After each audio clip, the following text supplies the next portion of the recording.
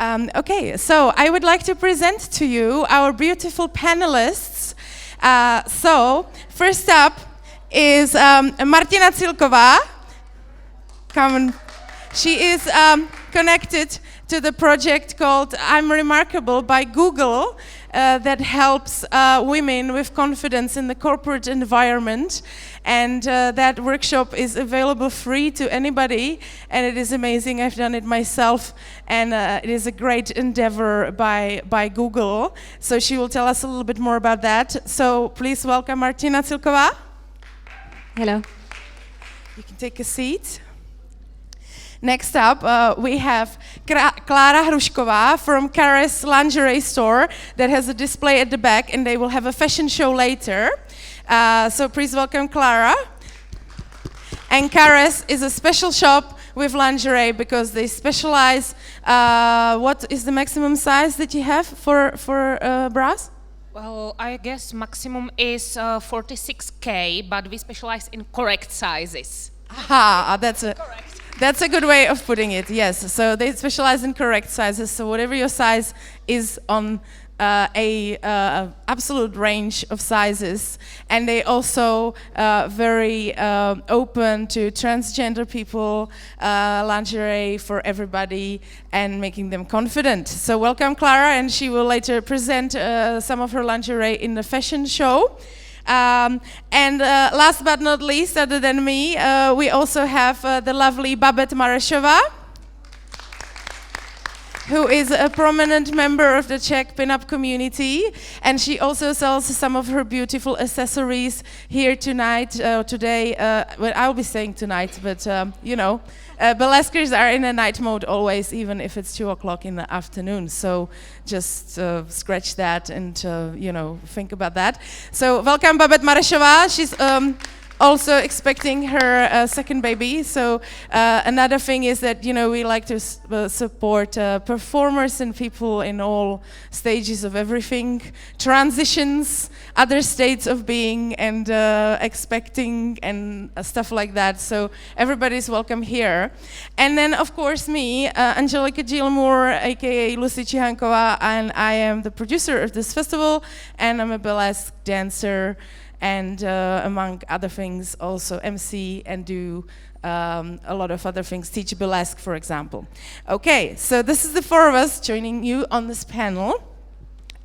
So I will give the microphone to each of the ladies to say a little bit about them, and to sort of, then we will go on with topics of how they can relate to the question of confidence, female confidence mostly, but of course guys have different problems with that, but we are here women, so we will do the female side mainly.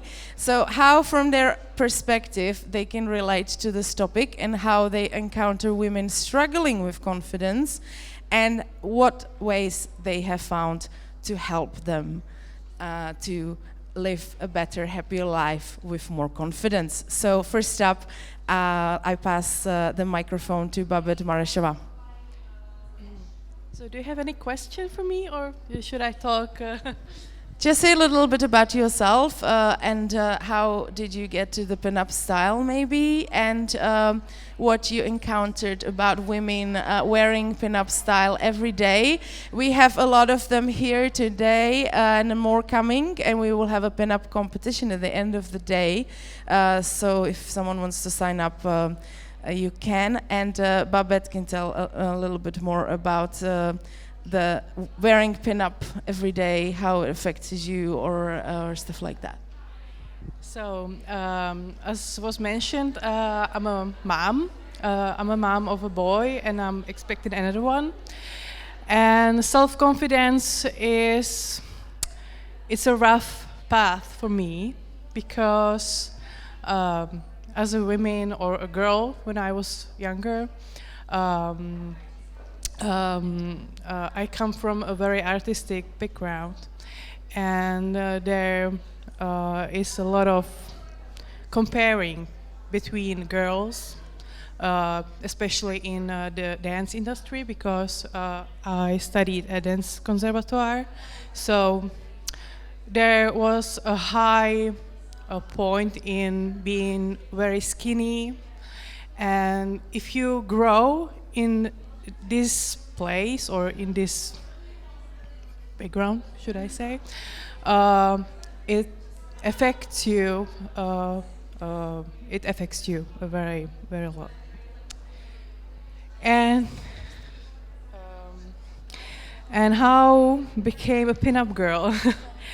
I don't know. I always liked old time movies, music, and I really like that vintage era. So that was a way for me to become more confident in wearing that clothes, in wearing hairstyles. So yeah, that's it.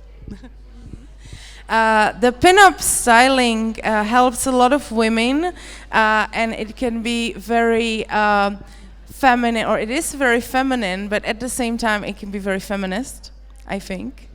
Yeah, do you agree? Yeah, I agree. I think how I like to call it is to be a feminine feminist, and I think that is the pinnacle of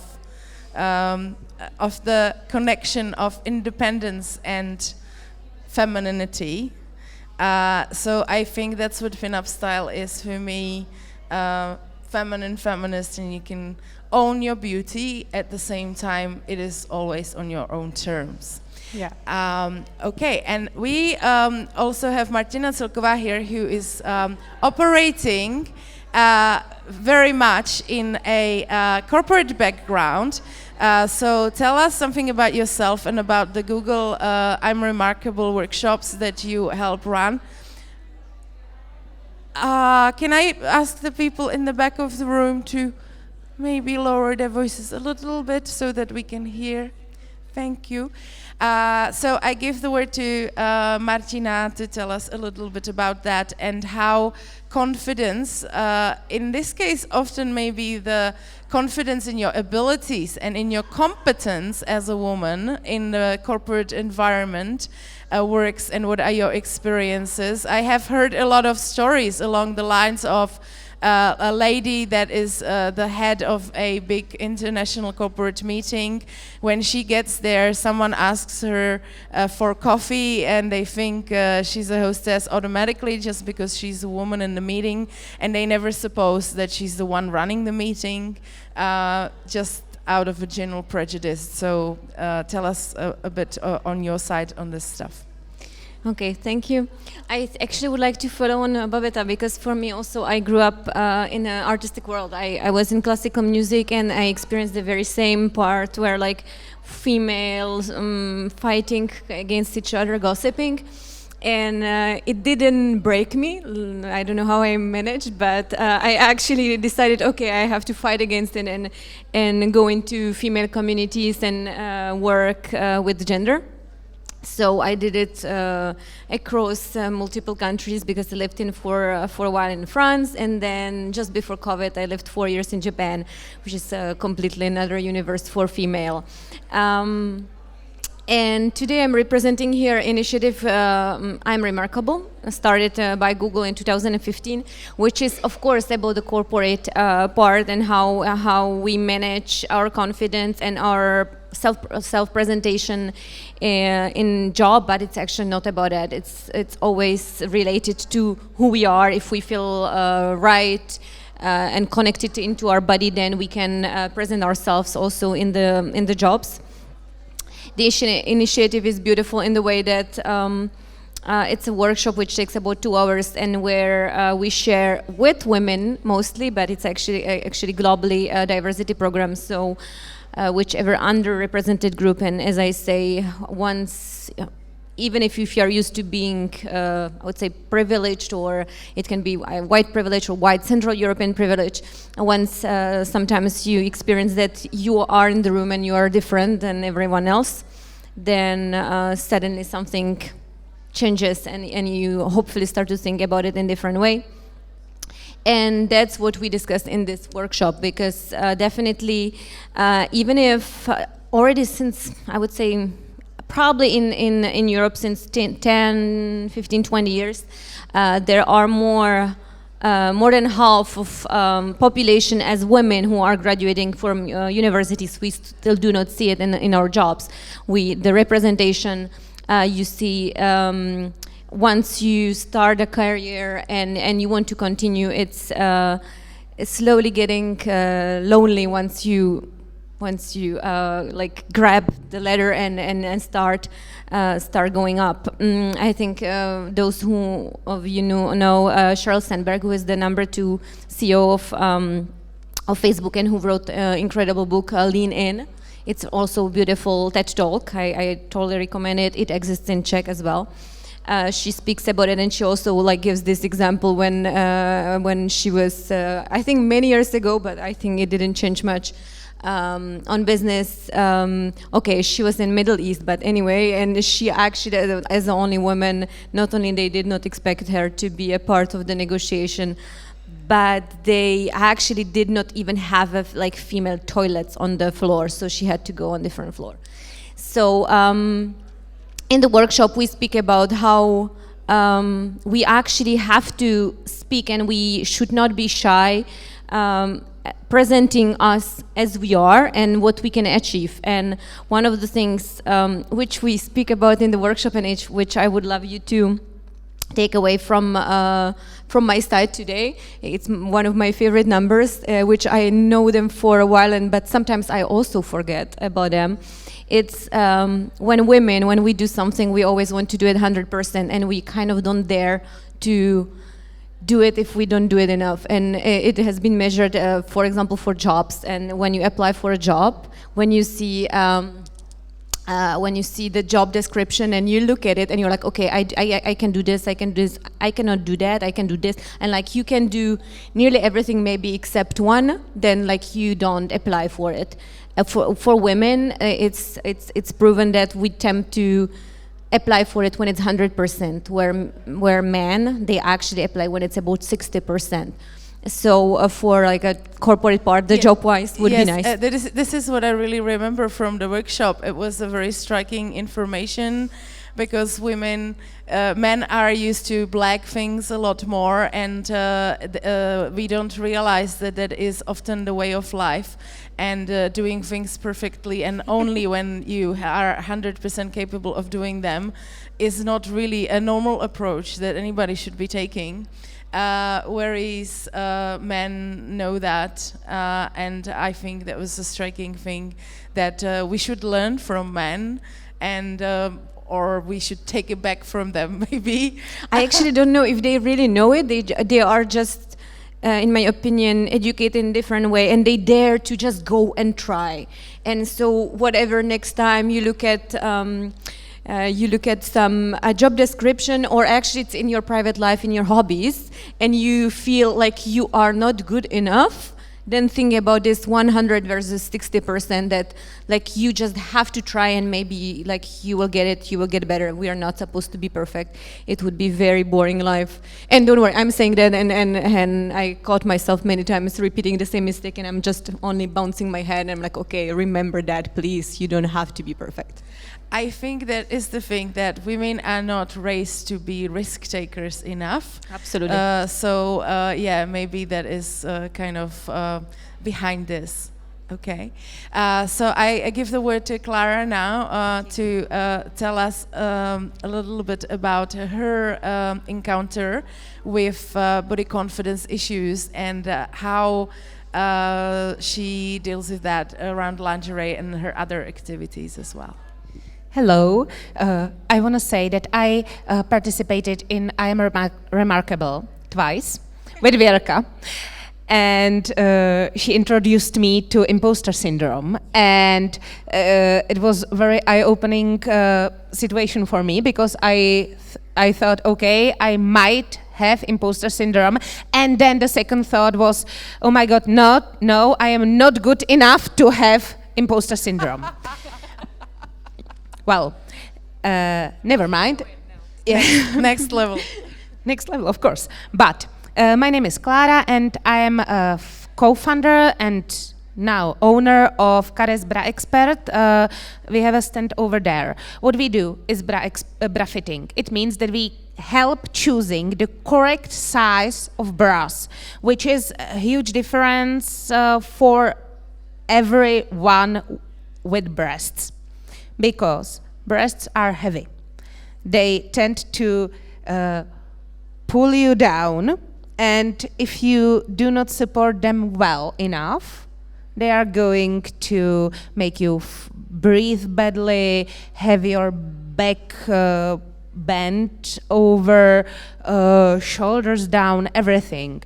Eventually they make your head ache, and lots of non-beautiful things.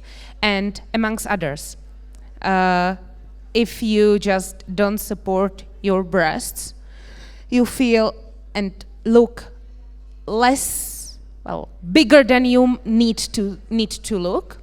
So for me, my life-changing experience was a friend Lucie, who chose for me, 12 years ago, a correct bra, which was changed from 95D Triola to 75H from a Panache British brand Panache. And suddenly I wasn't just fat, I was curvy with a waist. Oh my God, I had a waist for the first time in my life. And then I started doing this for others, for my friends, ordering online from British e-shops. And then I started a shop here in Prague and going to Brno.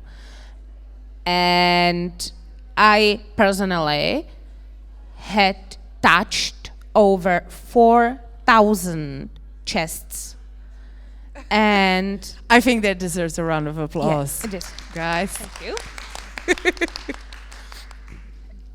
It slowed down because I have little kids. But and almost every woman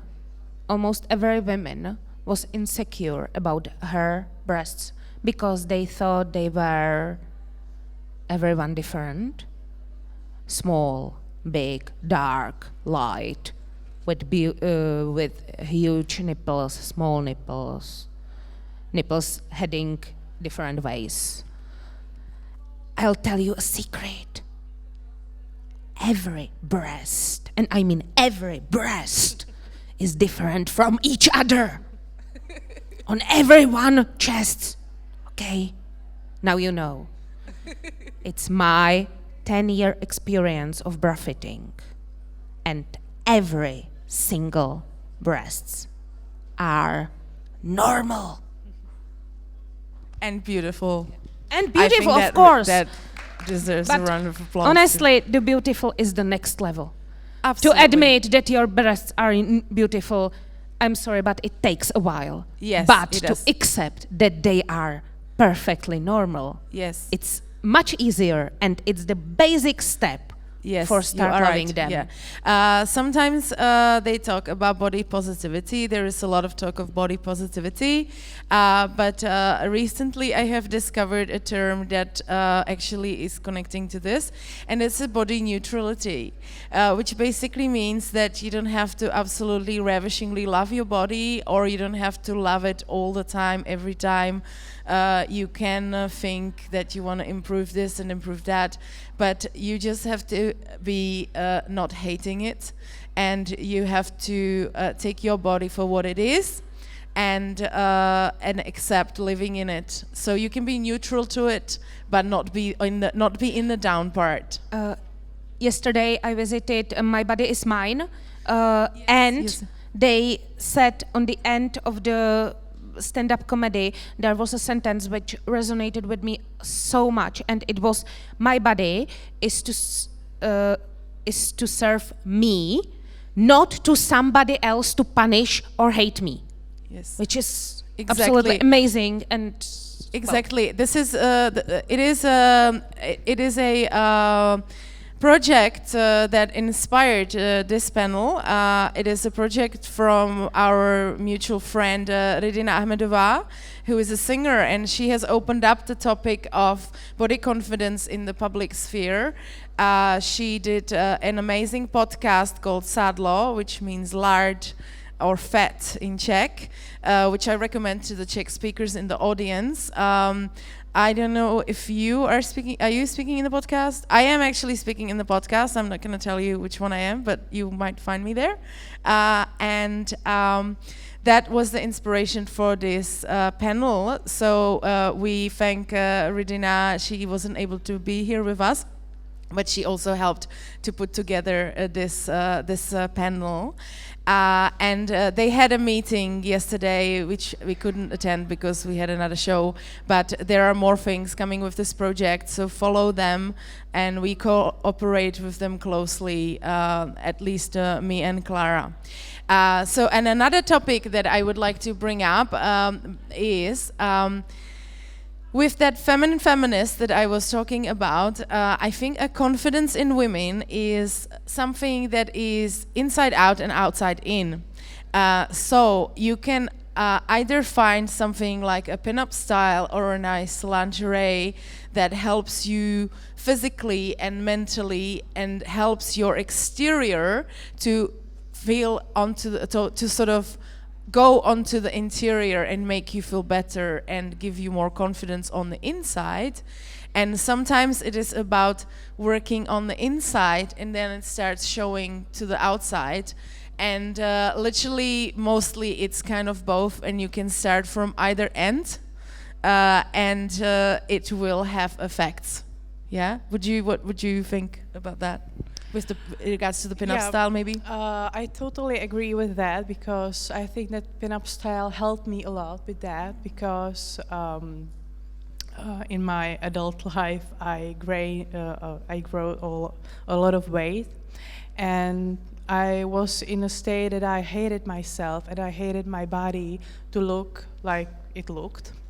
And I was always comparing to others, and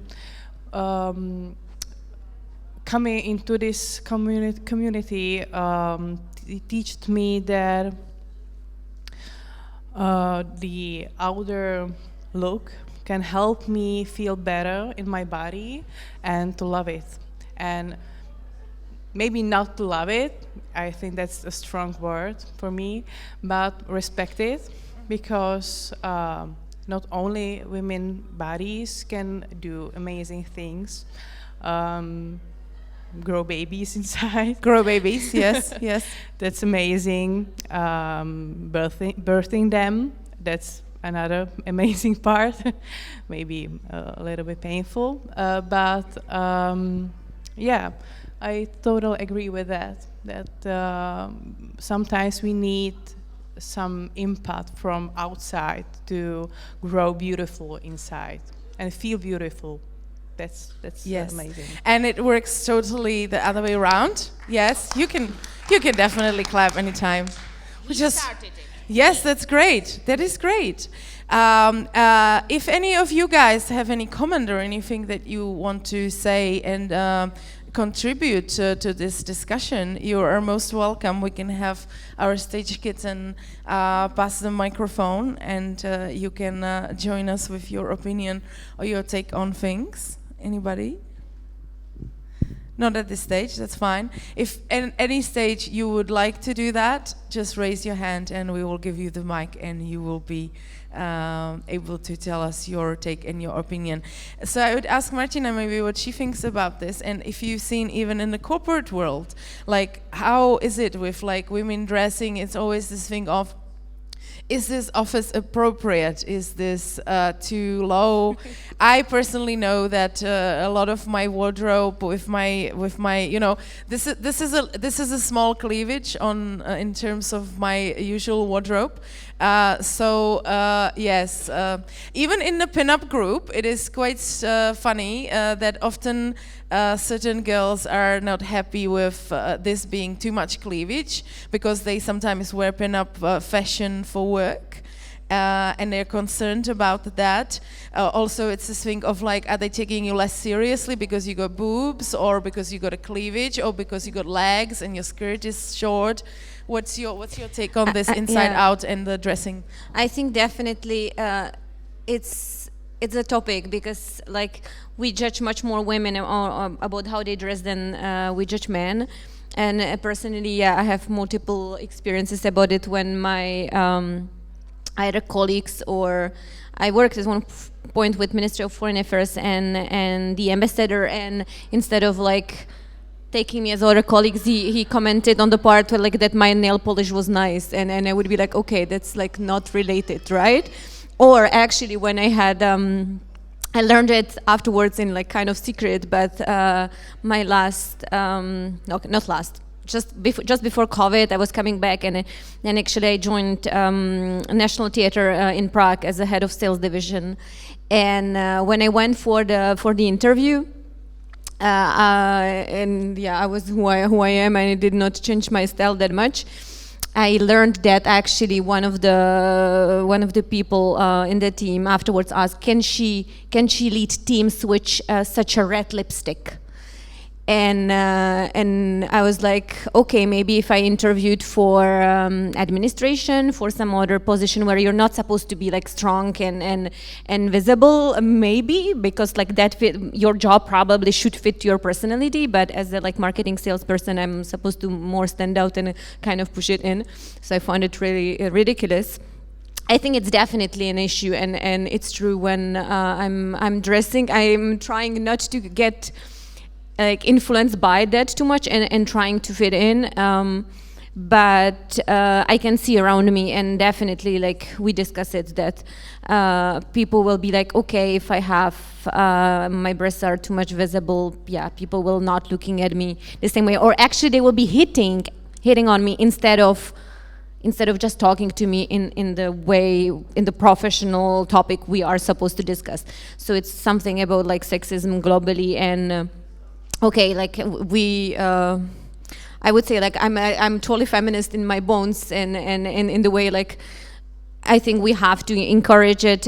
We should not go to the like extreme where we hate men, but I think being like on the level equal ground where when we meet each other, it's not directly about sex, and both of us, we kind of give signs if we want to flirt and be like, okay, I have sexy dress, top, whatever, you can comment on it, because we are not in our jobs anymore. But otherwise it definitely happened, and the part of sexism and how men will comment about what you wear, women experience it, and they have to fight it. And for this I would encourage, but for anything I would keep saying it. That's why I said at the beginning, female communities, just find friends, colleagues, people around you, or start some activity, whatever, where it will influence in the way that you will be changing both inside and outside, because it will be either dance or whatever, but you will have someone to talk to, and you will be like, okay, am I crazy? I started dancing Argentine tango about now 8 years ago, and sometimes I would be like, okay, am I crazy? Like this dance was really bad, and I. Luckily for me, very quickly I started talking to women and creating like female teams, maybe in a way, around me, and we would be like, me too, oh, me too, and we shared, and it kind of saved out, because we could feel more confident, and we could exchange clothes or whatever. Yes, absolutely. It is, that's maybe what my take is on this, is burlesque, that kind of seems to connect both in a way, because burlesque is very visual, and you wear very beautiful costumes, and you find ways of presenting your body in the most flattering way, and showcasing your curves and whatever body you have, and all bodies, including the transgender bodies, are accepted in burlesque and presented, in fact. And sometimes it may feel like it's just sparkly clothes and taking your clothes off. Sometimes people think that's stripping, and yes, burlesque is stripping if someone will tell you that it is not. just tell them that you know better and they are mistaken. Then that it is very unfeminist to do striptease, but it is the same thing that we can be confident and we can be happy and we can own our sexuality, we can own our bodies, and at the same time we work on the inside, and that we have the confidence, and it all comes from that. So, yes. You want to say something, Clara? Yes. I'm sorry, my mom just came with my baby and she was looking for me and she didn't, the idea that I might be here didn't cross her mind. You can, I don't know about Martina, but do you have kids? Sorry? Do you have kids? No, I don't. No. Yeah, so maybe Clara and Babet can maybe comment a little bit on that, like how having kids has changed your body confidence or how it affected you, because it could be quite a big factor. I would like to say, as a non-mom, that I admire and love all moms, and I admire all the numerous sacrifices they make, and I'm their big fan, and I run my personal catalog of examples of motherhood that I would like to distill my style of motherhood for if I ever end up being a mother. So you can comment on that, girls. Actually, my relationship with my body after having my child didn't change. Which may be shocking, but yeah. Of course, I have stretch marks, but I'm loving them because they remind me that I have my baby, and which I love very much, and that my body was strong enough to carry it carry him for 9 months and. Pushing him out. And yeah, so I'm very positive about my body after having a child, and I think that we all should learn that.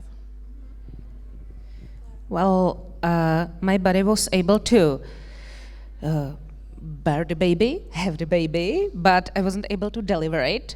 And I consider it as a very huge failure from my body. But I love my body because it could have 2 babies, in fact. And, well, there is a huge power in being mom, because every one of us has a mom.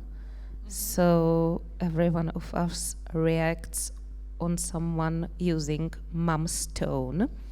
Even very wild teenagers during the night at tram station. They really started to react differently when I became mom, which I don't know how happened, but it works. But I want to say I'm feminist, really huge feminist, so I support everyone in their decisions to be a mom or not to be a mom, or in their ways, not decisions, because sometimes it's not a decision, it's a way. So in their ways. And yeah, I think it definitely changed my self-confidence, more self-confidence than body confidence.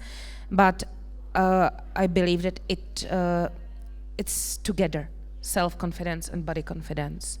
And the huge part of it is that I am able to take responsibility not only for myself but for 2 other people who totally rely on me. Have I forgotten my husband? No, sorry, 3 other people. Sorry, I really needed to use that joke. It's not true, but the joke is great and I really wanted to use it. I would add that's like we would take care of someone, and just with the Czech society, that's actually one of the things which I would definitely mention for the corporate world. It showed that COVID had a really huge impact on women, and we don't speak about it enough here. That like a second shift when they come back from their work and they have to clean and they have to cook and they have to check if the homeworks are done and they are not done. So they have to say, okay, you have to go to your homework and then check, okay, mistakes and everything. It's huge and it's getting worse. analysis they say, for example, McKinsey, which does it very like regularly check on the market. We got about 20 years back about it. So yeah, basically we became our moms, and like how men and women they share household works and everything. So. And yeah, if you have a grandmom like that, that's great. Yeah, it is. And it's my daughter. I wanted to say one more thing, and I'm going to be just a little bit political, because we are going to have an election, and there is a movement, Circle the Woman. And I wanted to point it out, because if we have more representatives who have the experience as mom, and who have more experience as mothers, trying to put the trolley in the tram, or taking care of not only kids but also grandmothers, maybe the restrictions would look differently, and maybe it all would happen different. So you can find Circle the Woman, Zakroužkuj ženu on Facebook, and you can just think about it for a while. Thank you, Klára, for mentioning it, and let's welcome our next panelist. What's her name? Rozárka. Okay, so that's Rozárka. I think give it up for mothers. I think that is something we should do. Okay, so this. Thank you very much, ladies. I hope that you guys found this interesting. If anybody wants to speak, this is your chance. Would you like to say something? Okay, so thank you for listening to us talking about confidence, and hopefully give you some ideas on how you can maybe help yourself with that if you feel that's the case. You can wear pinup style, you can go for a burlesque class, you can get great lingerie, and you can go to Google I'm Remarkable workshop. That is definitely some of the 4 ways that you can use to help your confidence. In terms of the pinup style, we have many beautiful things being sold at this market that can get you looking as beautiful as Babet Marešová and as all of us. And you can also have your hair styled like Babet has in the pinup style, with 2 of our hairdressers at the back, Lady Bo, who also has some accessories, and another hairdresser that we have here, Jana from Brno. So you can have your hair done, and you will have them done for the show tonight, so that you can join us.